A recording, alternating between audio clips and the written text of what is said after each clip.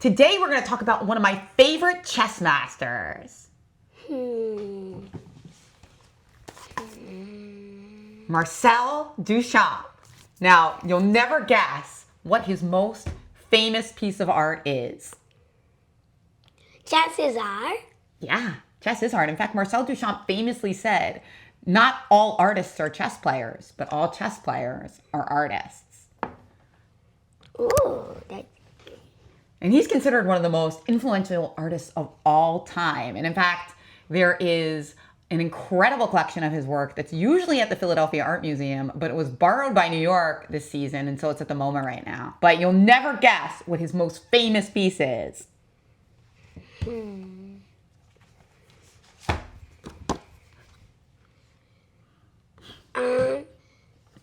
What is that? The urinal. That's right. It's a urinal that's called the Fountain. And he submitted it to an art show. And everybody was completely shocked. But what do you think the point is? How can something like this be art? I don't know. Because he thinks that anything can be art. The establishment gets to tell you what's beautiful, and that's what art is. He was trying to kind of contest against that and say that what's beautiful is in the mind, and having an idea in chess, or having an idea that even a toilet could be beautiful because of its construction, or because you sign your name to it and you're already an artist and it relates to your rest of your work. That was his idea. And he also made other ready-made. So he called this a ready-made. The idea that he didn't actually have to do anything, that it was just a piece of art that he found on the ground. But he actually wrote his name on it, so it's not a ready-made. Well, it's actually a pseudonym. It's called Armut. You see, it doesn't say Duchamp. It says Armut. What does Armut mean? That was just a pseudonym. Pseudonym is a name where you're not signing your name, you're signing like another name that you make up. A lot of people have done it throughout history. Women have sometimes done it to get more credit for their ideas because they're afraid that if they sign with a female name, people won't take their ideas as seriously. In fact, there was a great female chess composer who did that. And she called herself by a male name so that her problems could get published in the papers. But isn't that disguising as somebody else's identity? That's a great question. Is it considered identity theft? Yes, if you're using like a real person. Excellent questions, especially in the age of AI. In fact, one thing that I think about a lot is what Marcel Duchamp would have thought about LLMs. I feel like he would probably not like them, but he would do a lot of experimenting with them. I can tell you that much. He wouldn't have liked the repetition and the fact that they make everybody converge onto the same ideas, because he likes to be original.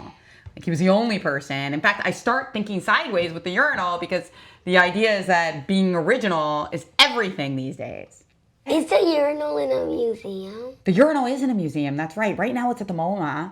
Usually it's in the Philadelphia Art Museum. Great questions about art, Fabian. Let's take a look at a game by Marcel Duchamp that I actually use in one of me and my husband Daniel's art projects many years ago, before you were born. And that's the art project Hulachess. We use this Duchamp game in the art piece. White to move in this position. Duchamp's actually winning, but he has to be really careful. You'll notice that he has a queen and his opponent does not. His rook is now in take. Where should he put his rook here?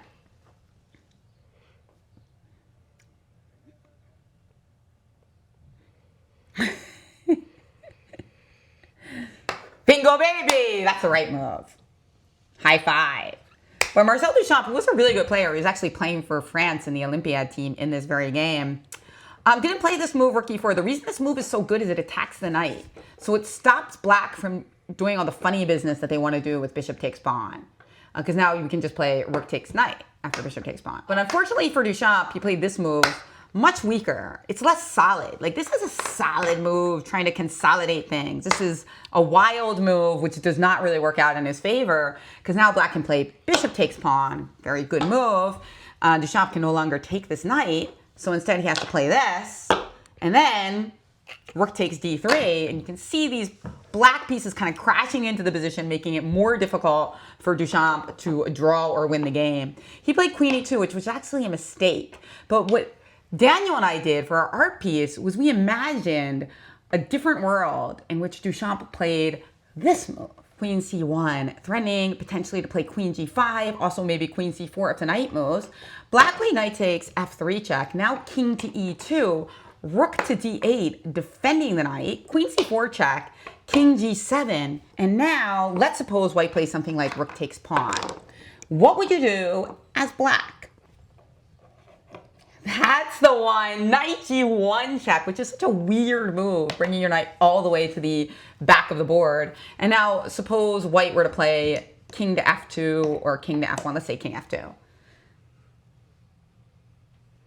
You gotta be careful with the sequence here. Black was actually Davidescu. What can black do? Black was actually Davidescu. It rhymes. Gheorghe Davidescu playing black. Okay, that move really looks smart, but now after king g1, rook d1 check, king g2, and now you can't check, and you can't check here because king takes f3. So it's a case of the rook being too close. Remember, the rook's a piece where actually you often want it to be... But if you can't check there, you can't check in that position if you check there. Exactly. Rook f8 check is exactly the correct move. And now after king takes g1, there you go. There you go.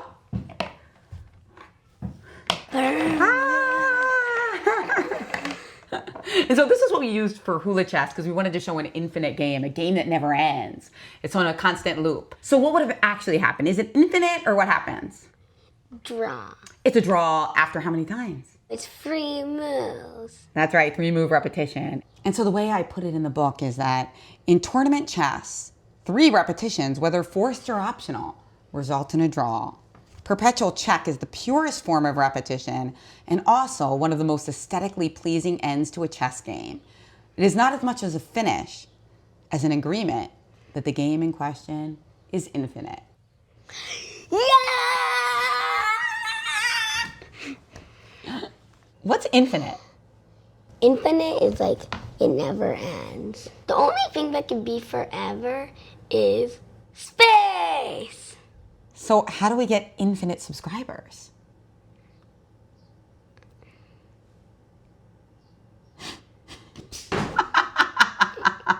That's your sign to sub.